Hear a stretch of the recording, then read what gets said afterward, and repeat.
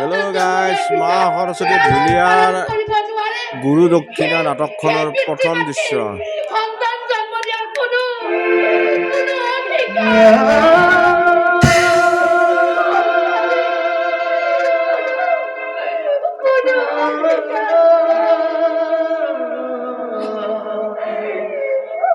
এইফালে আমাৰ গায়ক শৰ্মা আছে, এইফালে আমাৰ বাবু জামুত। তুমি মোক অকণমান সময় শান্তি থাকিবলৈ দিয়াকে অন্তত এইখিনি সময় তুমি মোক অকণমান শান্তি থাকিবলৈ দিয়াকে অকণমান শান্তি থাকিবলৈ দিয়াকে তুমি মোক কিবা ক'ব প্ৰিয় স্বামী মই মানে কথা যে ভাবিছো কথা ভাবিছা হয় স্বামী কোৱাচোন তুমি এনেকুৱা এটা মুহূৰ্তত কিনো কথা ভাবিছা স্বামী সেই যে আপোনাৰ সৰুকালৰ বন্ধু মানে সখা তেওঁ হেনে এতিয়া পাঞ্চাল ৰাজ্যৰ ৰজা গতিকে তুমি কিন্তু এইখিনি সময়ত মোক এটা ভাল কথা মনত পেলাই দিছে মোৰ সকাহে দ্ৰৌপদে আশ্ৰমৰ পৰা বিদায় লৈ যোৱাৰ সময়ত মোক গলত ধৰি কৈছে যে হে সখা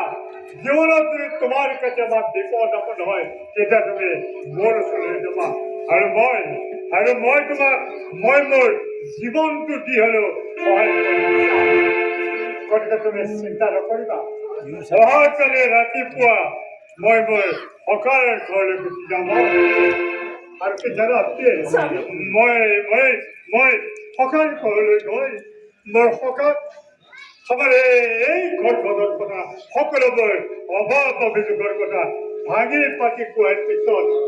সেই সখাই মোক বহুত ধন দিব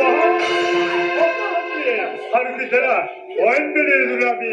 তিনিটা প্ৰাণী কেতিয়াও ভোকে নহ'লে দিনবোৰ কটাবলগীয়া নহয় অন্তত আমি তিনিটা প্ৰাণী সময়মতে দুবেলা দুমুঠি পেট ভৰাই খাবলৈ পাৰিম উদয় পুৰাই খাবলৈ পাৰিম উদয় পুৰাই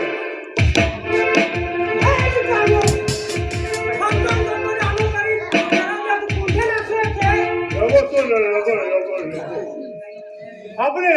এই কথাবোৰ মোক বিচাৰি পূজাই ক'ব লাগে আপোনাৰ ল'ৰাই মোৰ ভোকৰ ফলৰ বাৰিষা লগ্ন ভংগ কৰি দিলে মোৰ মা আজি উগ্ৰাত হৈ গ'লো আপোনাৰ মাতৃ আপোনাৰ ল'ৰা মোৰ ফলৰ বাৰিত সোমাই মই কামো নৰিও